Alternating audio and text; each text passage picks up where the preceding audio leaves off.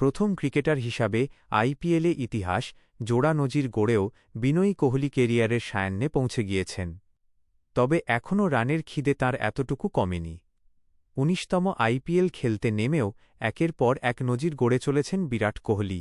শুক্রবার গুজরাট টাইটান্সের বিরুদ্ধে খেলতে নেমে আরসিবিকে জয়ের দোরগোড়ায় পৌঁছে দিয়েছে তাঁর ৮১ রানের দুর্দান্ত ইনিংস। ম্যাচের সেরাও হয়েছেন। সেই সঙ্গে আইপিএলে গড়েছেন জোড়া নজির। চলতি আইপিএলের মাঝের সময়টা ভালো যাচ্ছিল না বিরাটের। গোড়ালির সমস্যার কারণে একটা ম্যাচের প্রথম একাদশ থেকে বাদ পড়েন। তারপর মুম্বই ইন্ডিয়ান্সের বিরুদ্ধে তার ৩৮ বলে ৫০ রানের ইনিংস দেখে নিন্দুকরা বলেছিল, ফেরারি চালানোর মতো পিচে অটো চালিয়েছেন। ক্রিকেট বোদ্ধাদের অনেকেই বলেছিলেন, মন্থর গতিতে খেলা বিরাটকে রিটায়ার্ড আউট করানো উচিত ছিল আরসিবির। সমালোচনার ঝড় বয়ে যাওয়া সত্ত্বেও নিজের কাজে অবিচল থেকেছে আরসিবিকে একের পর ম্যাচ জিতিয়েছেন বিরাট। আইপিএলের ইতিহাসে একমাত্র ক্রিকেটার হিসাবে ২টি নজির শুক্রবার গড়ে ফেলেছেন বিরাট। এদিন কাগিসো রাবাডার বলে ৪ মারেন তিনি।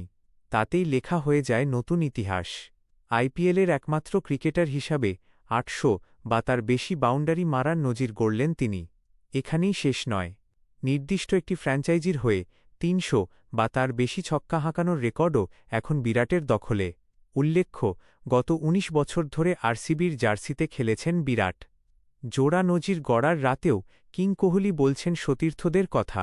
নিজে কোনো কৃতিত্বই নিতে চাননি সেভাবে, বরং উল্লেখ করলেন দেবদত্ত পাডিক্কলের নাম। বোলারদেরও ভূয়সী প্রশংসা করলেন। এদিনের ৮১ রানের ইনিংস খেলে অরেঞ্জ ক্যাপের মালিক হয়েছেন বিরাট। তার প্রিয় আরসিবিও রয়েছে দারুণ ছন্দে। গতবারের চ্যাম্পিয়ন দল আপাতত পয়েন্ট টেবিলের দ্বিতীয় স্থানে রয়েছে। ৭টা ম্যাচের মধ্যে ৫টিতেই জিতেছেন রজত পাতি।